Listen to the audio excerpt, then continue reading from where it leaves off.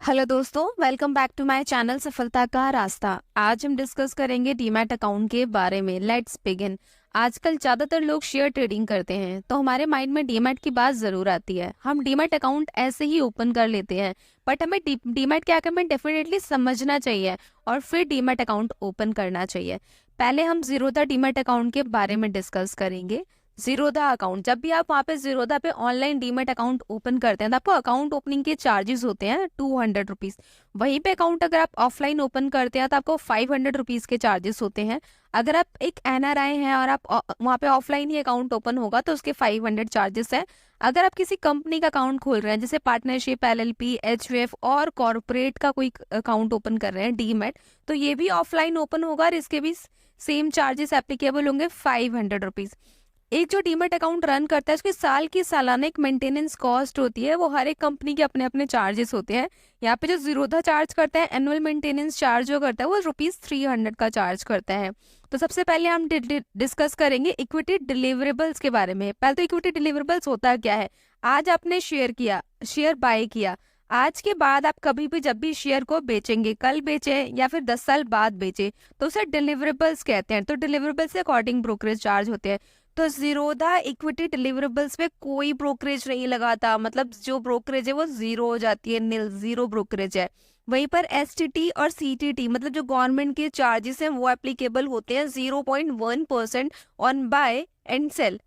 Transaction charges जो applicable होते हैं एनएससी का अगर आपने बाय किया है तो 0.00325%, और वहीं अगर बीएससी का स्टॉक बाय किया है तो 0.00375%।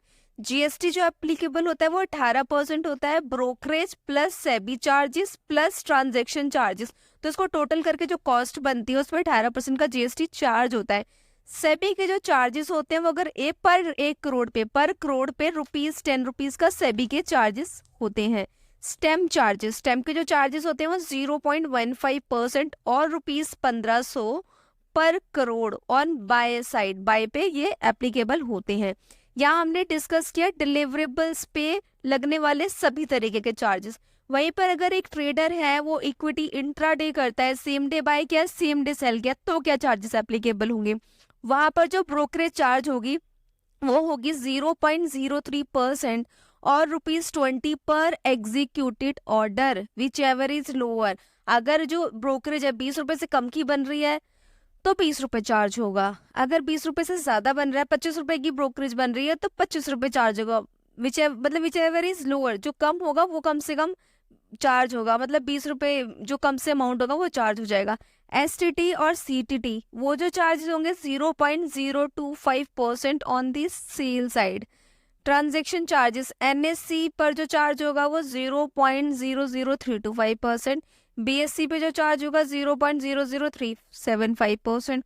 जीएसटी जो एप्लीकेबल होगा वो 18% का होगा on brokerage plus SEBI charge plus transaction charge. इसका जो इन टोटल अमाउंट होगा उस पर 18% की जीएसटी एप्लीकेबल होगी। सेबी के जो चार्जेस लगते हैं वो ₹10 के चार्जेस है पर करोड़। यहाँ पर स्टैम्प ड्यूटी का भी चार्ज लगता है। स्टैम्प ड्यूटी पे जो चार्जेस हैं वो है 0.003% और ₹300 पर करोड़ ऑन बाय साइड। यहाँ पर हमने डिस्कस इक्विटी इंट्रा डे पर लगने वाले सभी तरीके के चार्जेस के बारे में डिस्कस किया है। आप future and options, currency and commodity, mutual fund में भी जीरोधा के थ्रू डील कर सकते हैं। जीरोधा इन सब में डील करता है, बट इन सब की अलग अलग अपने अपने चार्जेस हैं और इनकी डिटेल चार्जेस आपको जीरोधा की वेबसाइट पर रिफ्लेक्ट हो जाएगी।